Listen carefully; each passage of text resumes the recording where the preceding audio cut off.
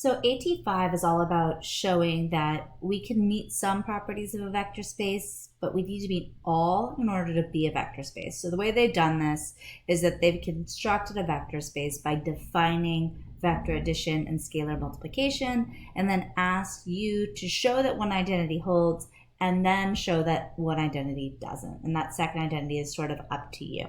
And thankfully, William pointed out to us that the simplest way, or the one that is most likely to fail, is combining scalar multiplication and our vector addition, and then using just the values 1 for both to see that distribution of scalar multiplication over a vector addition does not hold. So anyways, let's go ahead and look at the first part. So the first part is the straightforward part. This is just reading what the heck our operations are here. So in this case, we are looking at this weird definition for scalar multiplication, which they have defined for us as this basically kind of like our map, right? Where we're going, okay, I need to take every C and multiply it by X, multiply it by 4, subtract that, like, right? There's this whole process for scalar multiplication.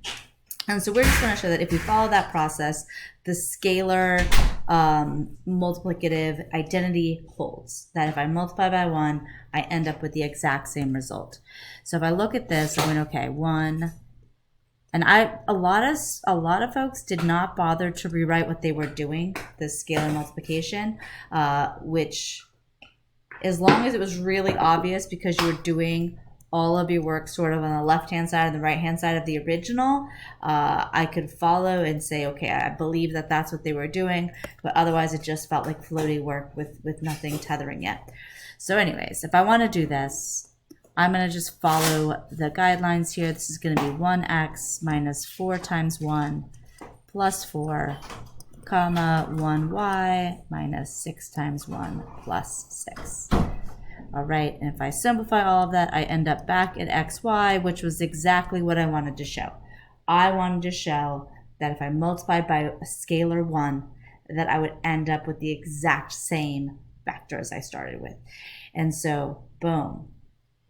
If you wanted to write a conclusion here, which is always lovely when you've done something mathematical, since our scalar multiplication with 1 resulted in the same vector, we can say the property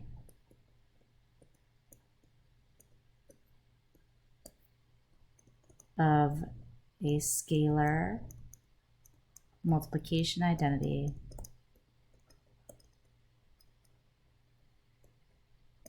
is met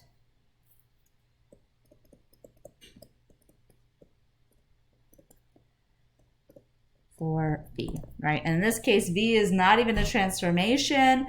V is like not even a subspace, right? Which is just a set of things, set of vectors. This is a set of pairs along with 2 operations defined. So the vector space is, like we said, really 4 things defined, though typically we're going to keep our scalars as all reals. But what the heck do we mean by a vector? What do we mean by a scalar? What does vector addition mean, and what does scalar multiplication mean? So in this case, we've got that one property of a vector space met for V, and it's not until the next part that we need to break this apart and show that one of our properties is not met.